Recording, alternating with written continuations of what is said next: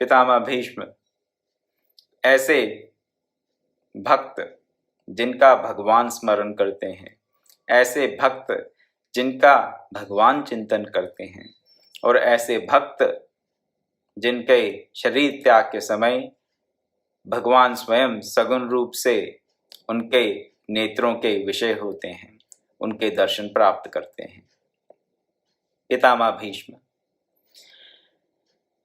मरते वक्त, प्राण त्यागते वक्त इच्छा मृत्यु का वर प्राप्त है, परंतु फिर भी 30 दिनों से भी अधिक शरशैया पे पड़े रहते हैं। और शरशैया पर पड़े पड़े वो राजा युधिष्ठिर को धर्म का उपदेश देते हैं। कौन से धर्म का? राजधर्म का उपदेश देते हैं, आपद धर्म का उपदेश देते हैं और मोक्ष धर्म का उपदेश देते हैं। राजधर्म यानी कि राजा को किस प्रकार से शासन करना चाहिए, राजा के लिए क्या करणीय है और क्या करणीय नहीं है, ये राजधर्म। तत्पश्चात आपद धर्म का उपदेश देते हैं, जिसमें बताते हैं कि राजा को और दूसरे लोगों को भी विपत्ति काल में कौन सा धर्म अपनाना चाहिए। उसके पश्चात मोक्ष प्राप्ति के लिए, मुक्ति के लिए, भगवत चरणों की प्राप्ति के लिए कौन सा मार्ग अपनाना चाहिए, किस धर्म को पालन करने से, किस धर्म के अनुसरण से हम मोक्ष को प्राप्त कर सकते हैं, मुक्ति को प्राप्त कर सकते हैं, भगवत चरणों को प्राप्त कर सकते हैं, उसका पूरा विवरण, उस धर्म का पूरा विवरण पितामह भीष्म ने युधिष्ठिर को दिया। और वो महाभारत के शांति पर्व में मोक्ष धर्म पर्व के रूप में संकलित है, उसका अध्ययन किया जा सकता है।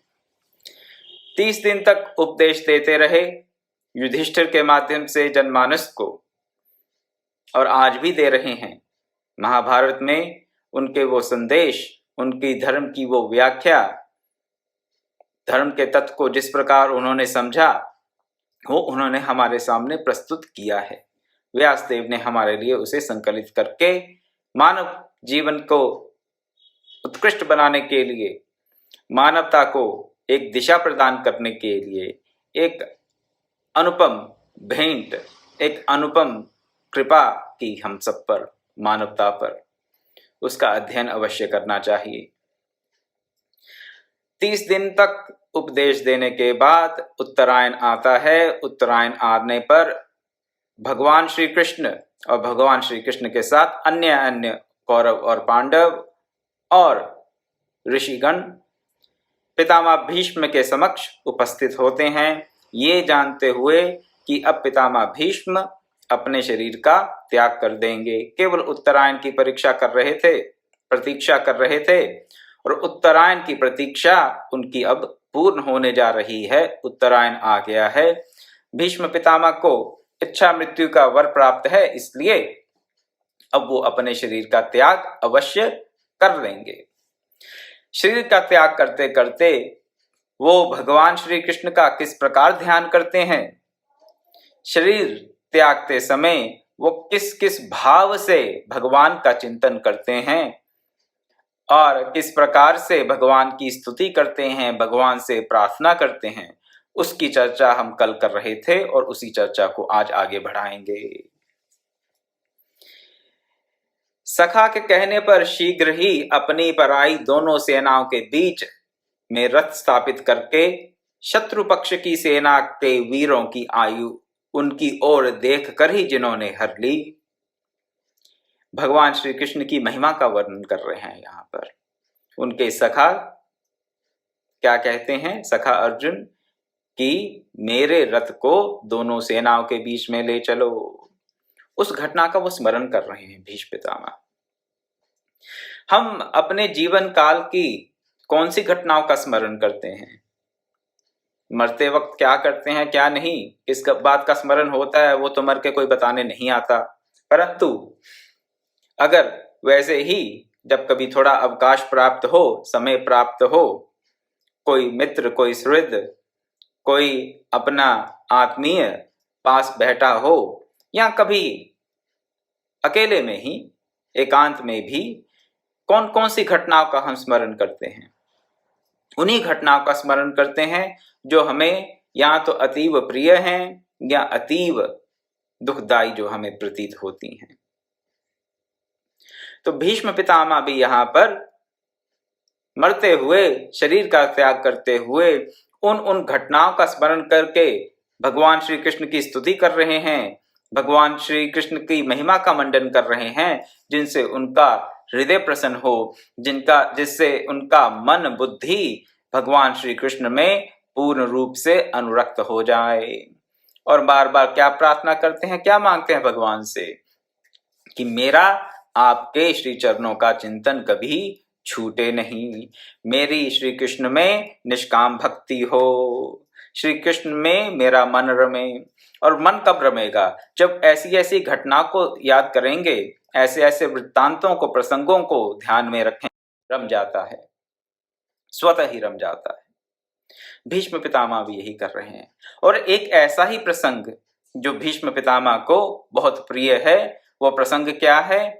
वो प्रसंग है कि अपने सखा के कहने पर, अर्जुन के कहने पर क्या करते हैं? वो रथ को दोनों सेनाओं के मध्य में ले जाते हैं। ये तो सबने देखा, तो इसमें भक्त की क्या विशेषता हुई?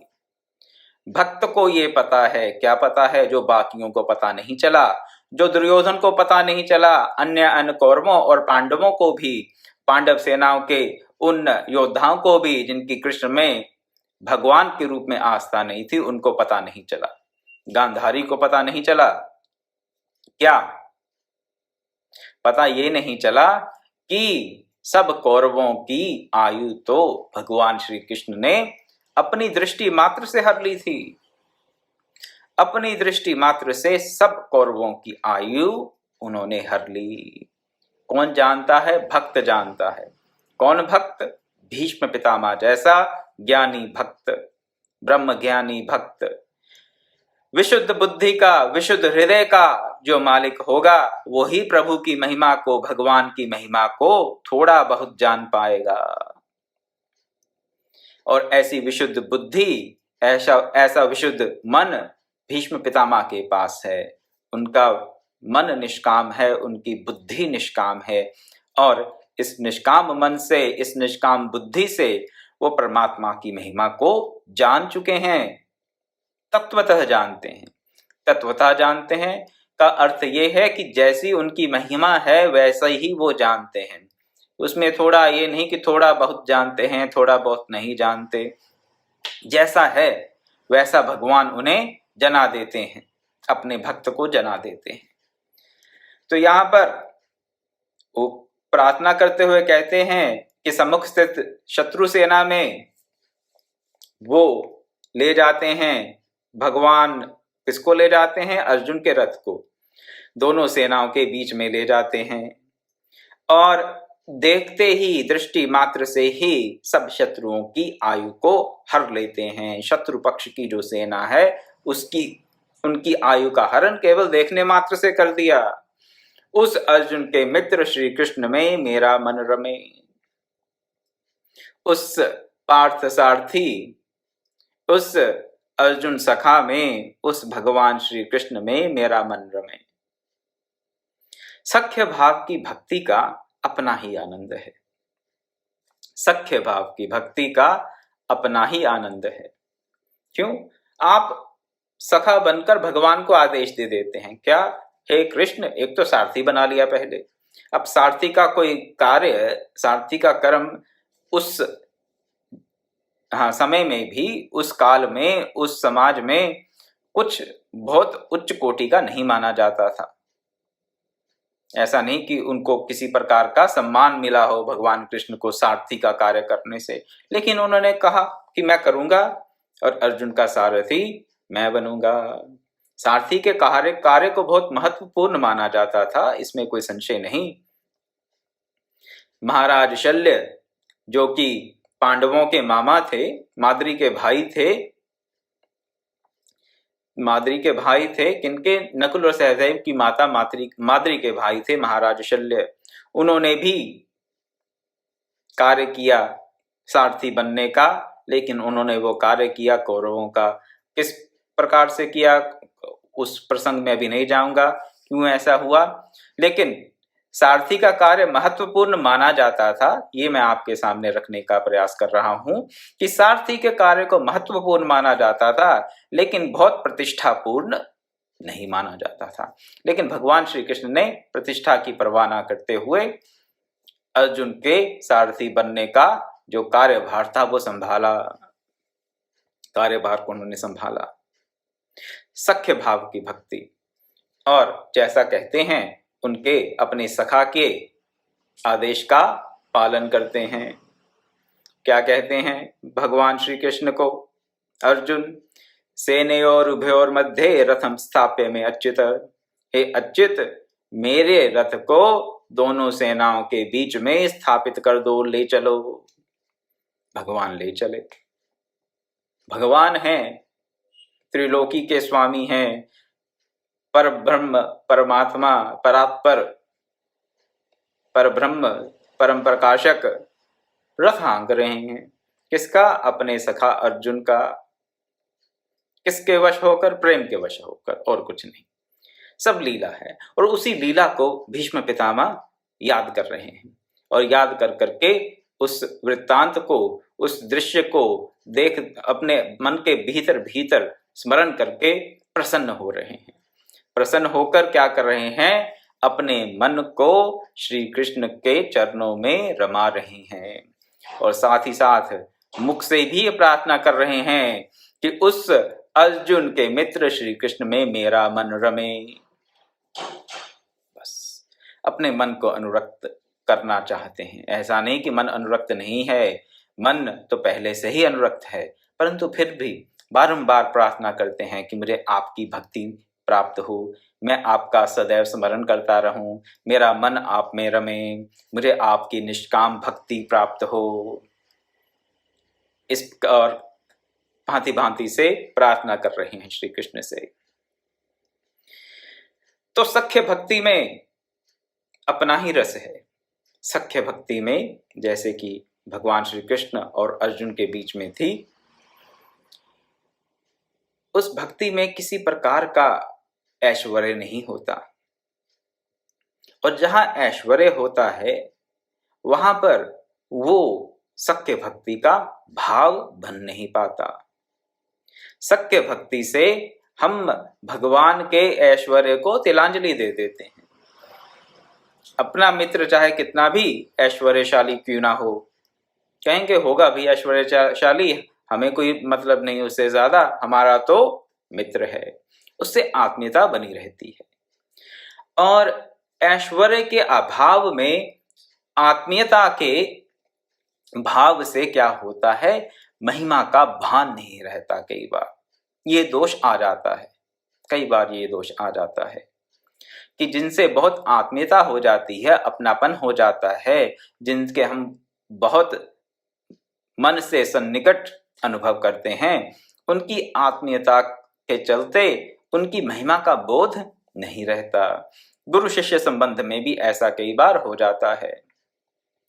जो शिष्य गुरु के सदैव साथ रहते हैं, उनकी सेवा में रहते हैं, वर्षों तक रहते हैं, क्या होता है समय के साथ कई बार वो भी गुरु की महिमा को भूल जाते हैं, और उनको मनुष्य मात्र समझकर ही उनसे व्यवहार आरंभ कर देते हैं, आदर देते हैं, सत्कार देते हैं। ऐसी बात नहीं देते, शिष्य गुरु को ये आदर सम्मान पूर्वक सेवा करते हैं, लेकिन आत्मीयता के चलते और बहुत समय तक एक साथ रहने से क्या होता है, वो उनकी महिमा को भूल जाते हैं।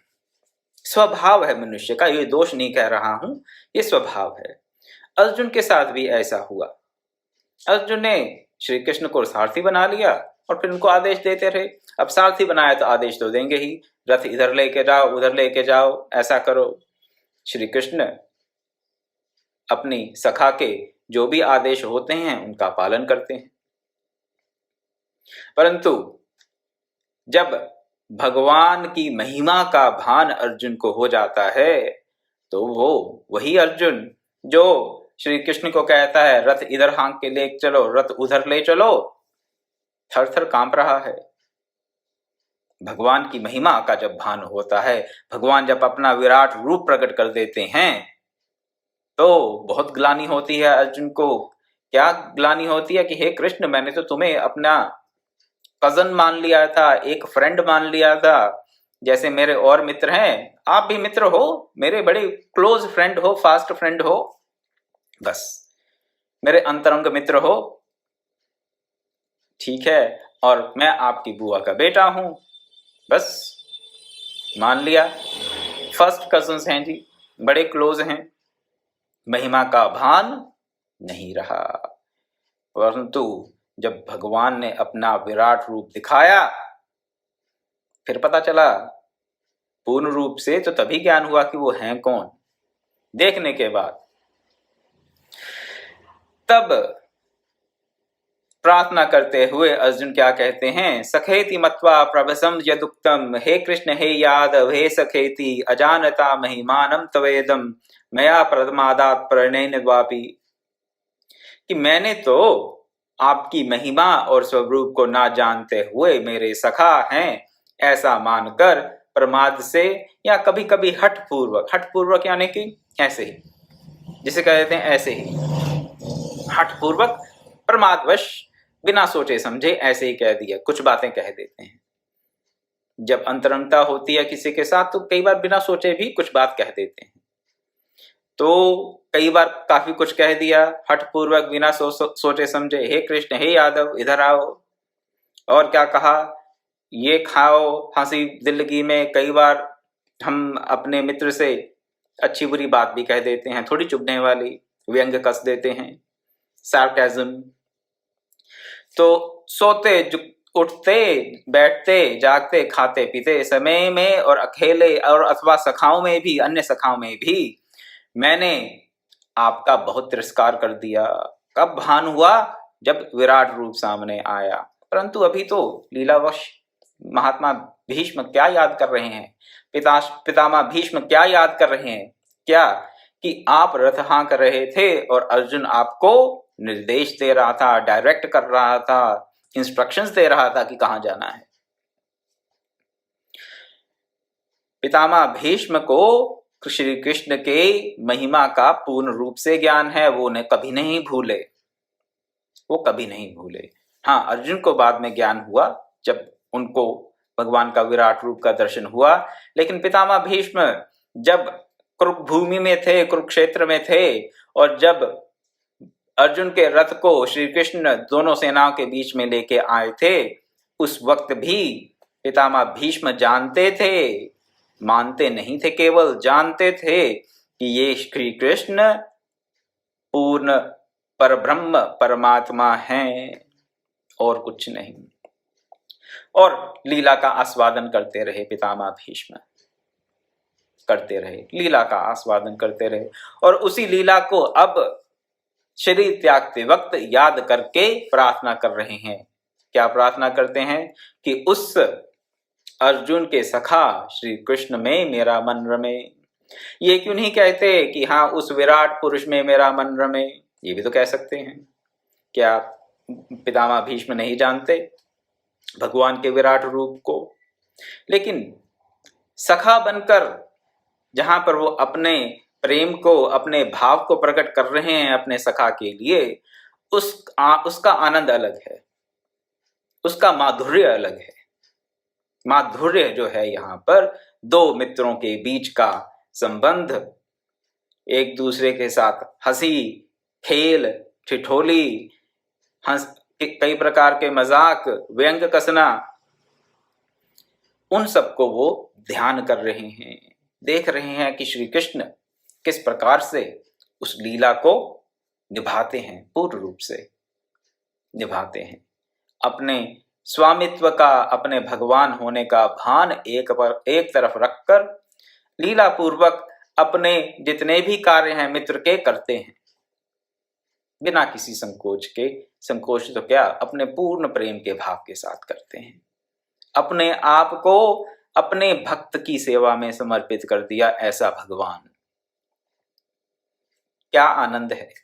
उस आनंद को पितामह भीष्म याद करते हैं और कहते हैं कि उस अर्जुन के सखा श्री कृष्ण में मेरा मन रमे। उनके लीला माधुर्य को वो चिंतन कर रहे हैं, उस लीला माधुर्य का, और उस लीला माधुर्य में उनका मन रमे।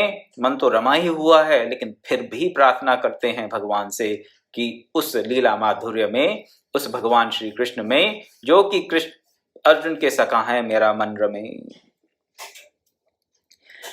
आगे कहते हैं,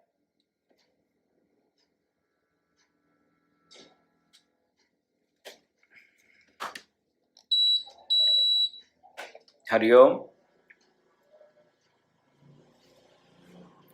युद्ध में मैं शस्त्र ग्रहण नहीं करूंगा। अपनी इस प्रतिज्ञा को त्याग कर मैं श्री कृष्ण को शस्त्र ग्रहण करा दूंगा। मेरी इस प्रतिज्ञा को सत्य कराने के लिए रथ से कूदकर, रथ का चक्का हाथ में लेकर, जो मुझे मारने को इस तरह वेग से दौड़े जैसे हाथी को मारने के लिए सिंह दौड़ता है, तब पृथ्वी उनके प्रतिपद में कांपने लगी और कंधे से दुपट्टा गिर गया।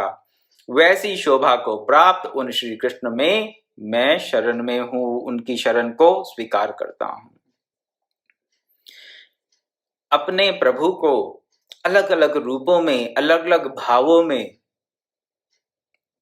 देखना, उनका स्मरण करना, उनका चिंतन करना, और उन अलग अलग रूपों में अपने मन को अनुरक्त करके अपने आप को पूर्ण रूप से समर्पित कर देना, भीष्म पितामह ये बहुत अच्छी प्रकार से जानते हैं।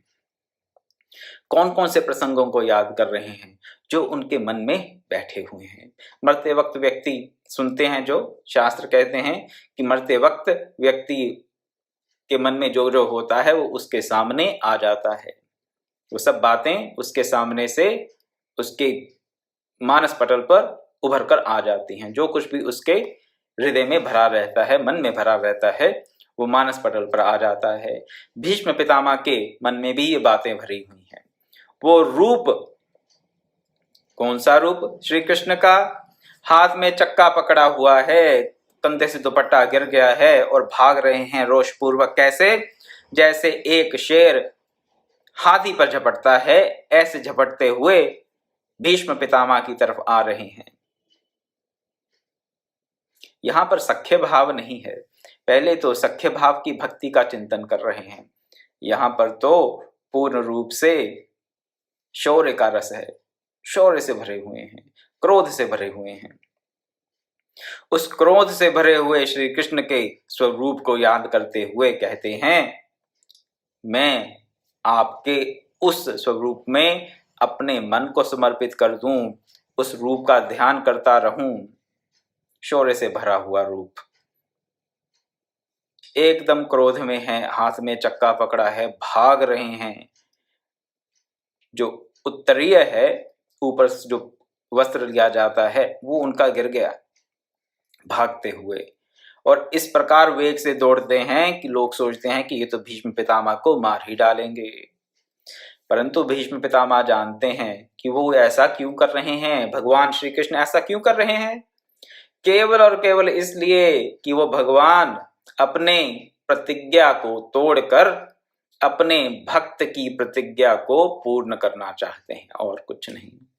इसकी चर्चा हम कुछ दिन पहले कर चुके हैं कि पितामह भीष्म ने प्रतिज्ञा की थी कि मैं श्री कृष्ण से शस्त्र उठवा के ही रहूंगा, और इसलिए भगवान श्री कृष्ण ने अपनी ये प्रतिज्ञा कि मैं शस्त्र नहीं उठाऊंगा उसका परित्याग कर दिया। अपनी प्रतिज्ञा झूठी कर दी, अपने भक्त की प्रतिज्ञा को सत्यापित करने के लिए, अपने भक्त की प्रतिज्ञा को सच्चा करने के लिए। ऐसी भक्त वत्सलता, और जैसे जब ऐसी भक्त वत्सलता दिखाएं प्रभु, तो उन प्रभु का ध्यान कैसे ना हो।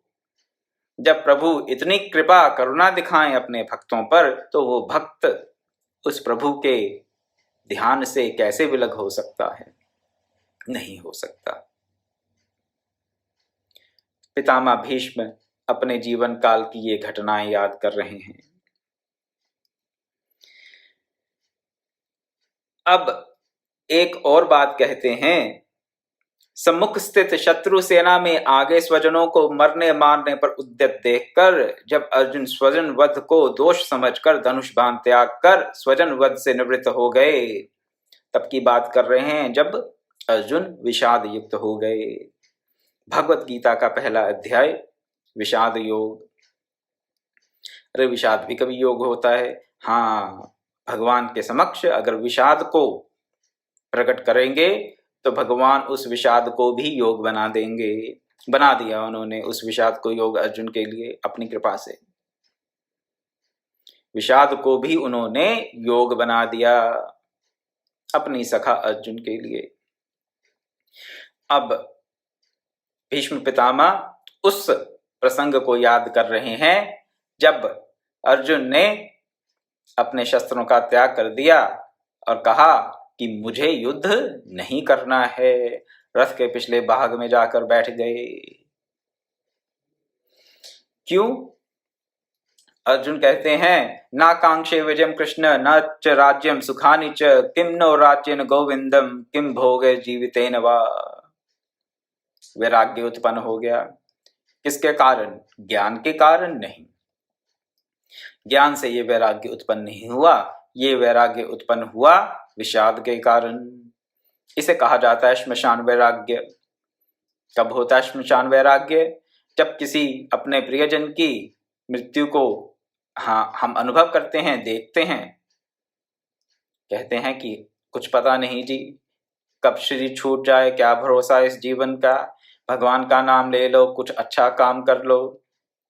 लेकिन शमशान से वापस आते आते सब धीरे धीरे भूल जाता है।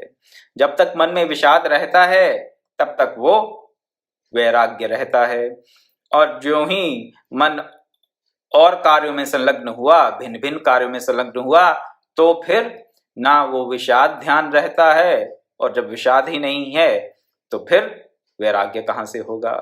विषाद गया, वैराग्य क्या, और फिर संसार का चक्र शुरू होता है। ऐसा अनुभव किया होगा हम सब ने कभी तो इस बात को। तो ये वैराग्य हो गया विषाद के कारण, ज्ञान के कारण नहीं। अर्जुन ने कहा कि इस विजय को मैं नहीं चाहता, इस राज्य को नहीं चाहता, इन सुखों को नहीं चाहता। हम लोगों को राज्य से क्या लाभ, भोगों से क्या लाभ, अथवा जीने से भी क्या लाभ? जीने का भी कोई मतलब नहीं है, ना भोगों का कोई मतलब है, ना राज्य का मतलब है। तो युद्ध क्यों करूं? क्यों अपने स्वजनों को मारूं? क्यों अपने पितामह को मारूं? गुरुजनों का वध करूं? इसलिए मुझे तो इस युद्ध के में विजयी होने से जो प्राप्त हो सकता है, युद्ध का जो श्रेष्ठतम परिणाम प्राप्त हो सकता है, मुझे वो भी नहीं चाहिए, तो मैं युद्ध नहीं करूंगा। ये कहकर वो स्वजन वध से निवृत्त हो गए अर्जुन। तब क्या किया श्री कृष्ण ने? आत्मज्ञान का उपदेश करके अर्जुन की कुबुद्धि को हर लिया। कुबुद्धि को भगवान हर लेते हैं। अगर हम अपने विषाद को, अगर हम अपने अंतरतम के मल को भगवान के सामने प्रकट करेंगे, अगर अपनी कुबुद्धि को, अपने संशयों को भगवान के सामने प्रकट करेंगे, तो अवश्य में वही भगवान उनको हर लेते हैं। लेकिन हमें प्रकट तो खुद करना होगा। उनको प्रकट करेंगे तो फिर भगवान उनका निवारण कर देंगे। किस प्रकार से? जैसे कि उन्होंने अर्जुन के विषाद का, अर्जुन की कुबुद्धि को हर लिया। पितामह भीष्म उस पूरे प्रसंग को, भगवत गीता के प्रसंग को याद कर रहे हैं। यहाँ पर याद करते हुए कहते हैं, उन परमेश्वर श्री कृष्ण के चरण कमलों में मेरी रति हो। कौन से श्री कृष्ण? जिन्होंने अपने सखा अर्जुन की कुबुद्धि को आत्मज्ञान से हर लिया। कुबुद्धि क्या थी? युद्ध नहीं करूंगा। आत्मज्ञान दिया, और आत्मज्ञान के देते ही अर्जुन युद्ध में फिर संलग्न हो गए। उस श्री कृष्ण को वो याद करके कह रहे हैं पितामह भीष्म, प्राण त्यागते हुए, कि उस श्री कृष्ण के चरणों में मेरी रति हो। अर्जुन के रथ पर स्थित होकर एक हाथ में चाबुक उठाए और एक हाथ में घोड़ों की लगाम पकड़े, जो शोभा युक्त श्री कृष्ण भगवान दर्शनीय हैं, उनमें मुझ मरने वाले की रति हो। स्मरण कर रहे हैं भगवान के उस रूप का। कैसा रूप? एक हाथ में घोड़ों की लगाम पकड़ी हुई है, सारथी के आसन पर बैठे हैं, एक हाथ में घोड़ों की लगाम है, दूसरे हाथ में चाबुक है। घोड़ों की लगाम और चाबुक, और घोड़े हाँक रहे हैं। भीष्म पितामह उस स्वरूप को याद करते हुए भगवान से प्रार्थना कर रहे हैं कि मुझ मरने वाले की उस श्री कृष्ण में, श्री कृष्ण के उस स्वरूप में मेरी रति हो, मेरा मन उनके चरणों में लगे। इस प्रकार और भी बातें बता रहे हैं। गोपियों ने मान किया, और गोपियां मान करके, क्या मान किस बात का किया गोपियों ने? कि हमें वाकई कुछ विशेषता होगी जो श्री कृष्ण हमें इतना चाहते हैं।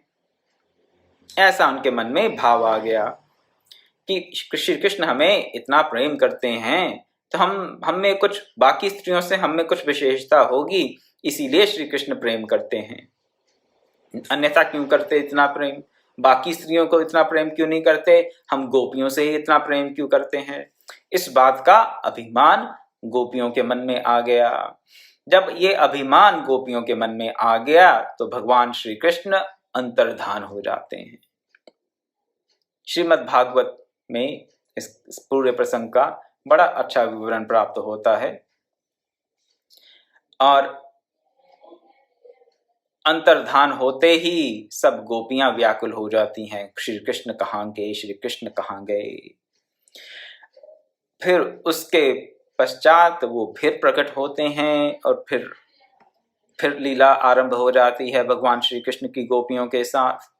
उस पूरे प्रसंग को याद करते हैं पितामह भीष्म मरते हुए, और कहते हैं कि ऐसी भक्ति से प्राप्त होने वाले, कैसी विरह से व्याकुल हो जाती हैं गोपियां। उस विरह भक्ति से गोपियां फिर भगवान श्री कृष्ण को फिर से प्राप्त कर लेती हैं। उस विरह भक्ति से प्राप्त होने वाले श्री कृष्ण के चरणों में मेरा मन रमे, ऐसे श्री कृष्ण में मेरी दृढ़ भक्ति हो। भीष्म पितामह ये प्रार्थना कर रहे हैं। फिर कहते हैं, अहो भाग्य, मैं कृतार्थ हो गया। अब जन्म कर्म रहित और अपने ही उत्पन्न किए प्राणियों को हृदय में, जो एक होकर भी अनेक पात्रों में पड़े हुए प्रतिबिंब द्वारा अनेक रूप वाले प्रतीत होते हैं, उन ईश्वर श्री कृष्ण को भेद दृष्टि और मोह शून्य चित्त द्वारा मैं प्राप्त हुआ हूं। प्राप्त हो गए हैं, वो जानते हैं। अभी अंत में कह देते हैं कि मैं प्राप्त हो गया हूं। किनको प्राप्त हो गया? उन भगवान श्री कृष्ण को, जो हैं तो एक, परंतु सब जीवों में अलग अलग भासते हैं। परमात्मा एक है, ईश्वर अंश जीव अविनाशी। एक जीव तो अनेक हैं, परमात्मा एक है, तो वो जो एक परमात्मा है वो अनेक जीवों में कैसे भासता है, कैसे प्रतीत होता है इतने जीवों के रूप में? वैसे ही जैसे एक सूर्य को आप अलग अलग घड़ों में देख सकते हैं, सूर्य के प्रतिबिंब को जितने घड़े रखेंगे, जल से भरे हुए पात्र रख लें जितने भी, उतने पात्रों में सूर्य की उतनी रिफ्लेक्शन, उतने प्रतिबिंब दिखाई देंगे। उसी प्रकार से वही एक परमात्मा भांति भांति के जीवों में भास रहा है, अनंत जीवों में भास रहा है। उसको, उस परमात्मा को भीष्म पितामह ने प्राप्त कर लिया है। और कैसे प्राप्त किया है? भेद दृष्टि और मोह से शून्य चित्त द्वारा। जिसकी भेद दृष्टि समाप्त हो गई है और जिसका मोह नाश हो गया है, वही उस भगवान को प्राप्त कर सकता है। पितामह भीष्म में दोनों बातें हैं। पितामह भीष्म में ना भेद दृष्टि है और ना ही उनमें मोह का लेश मात्र भी शेष है। इसलिए उन्होंने भगवान श्री कृष्ण को प्राप्त कर लिया है, और अंत में यही कहते हैं, मैं प्राप्त हुआ हूं। मैं प्राप्त हो गया हूँ। और मैं प्राप्त हो गया हूँ कहते कहते वो अपने शरीर का परित्याग कर देते हैं, अपने प्राण त्याग देते हैं और उसी लोक में वापस चले जाते हैं जहाँ बाकी सब वसु विराजमान हैं, जहाँ बाकी सब वसु निवास करते हैं। 135 वर्ष की आयु में भीष्म पितामह ने अपने शरीर का त्याग किया और इतने सुंदर रूप से त्याग किया। भगवान श्री कृष्ण सामने हैं और वह भगवान की ही भांति भांति की लीलाओं का स्मरण चिंतन करते हुए, उनसे प्रार्थना करते हुए, उनकी स्तुति करते हुए उनको प्राप्त हो गए हैं। भीष्म पितामह का चरित्र तो बहुत महीनों तक सुना जा सकता है, पढ़ा जा सकता है, बोला जा सकता है। यहाँ पर तो केवल संक्षेप में उनके जीवन के और उनके चरित्र के कुछ ही अंग आपके सामने रख पाया हूँ, लेकिन आशा करता हूँ कि जो अंग आपके सामने प्रस्तुत किए, उनके जीवन के, उनके चरित्र के, वह अवश्य ही हमारे अंतर के मल को धो डालने के लिए अत्यंत कारगर सिद्ध होंगे, अत्यंत हमें सहायक होंगे भक्ति के मार्ग पर हमें आगे बढ़ाने के लिए। हम भी भगवान की लीलाओं का चिंतन करें, उनकी महिमा को ना भूलें, उनकी भांति भांति के चरित्रों का, भांति भांति के प्रसंगों का, भांति भांति की लीलाओं का स्मरण करते हुए उन्हीं में अपना मन रमाएं। तो हमारी भी क्या स्थिति होगी? हमारी भी भेद दृष्टि समाप्त हो जाएगी। भेद दृष्टि क्या है? माया ही भेद दृष्टि है। मैं और मोर तोड़ते माया, ये जब मेरा तेरा खत्म हो जाएगा तो भेद दृष्टि समाप्त हो जाएगी, सरल शब्दों में। और मोह का लेश मात्र कब ना रहेगा हमारे अंतर में? जब उस ज्ञान रूपी सूर्य का उदय हो जाएगा। ज्ञान मान जहां एको नाही, वहां पर किसी प्रकार का मान नहीं होगा। ज्ञान है तो मान नहीं होगा, मान नहीं है तो मोह कहां से होगा? निर्माण मोह जित संग दोषा, अध्यात्म नित्य अविनित्य काम, द्वंद्वैर्विमुक्ता सुख दुख संगे ही गच्छन्त मूढ़ा पदम अव्ययम तत्। इस श्लोक का, भगवत गीता के इस श्लोक का तो सार सर्वस्व बता देता है भीष्म पितामह का चरित्र। निर्माण मोह जित संग दोषा, अध्यात्म नित्य अविनित्य कामाः, द्वंद्वैर्विमुक्ता सुख दुख संगे गच्छन्त मूढ़ा पदम अव्ययम तत्।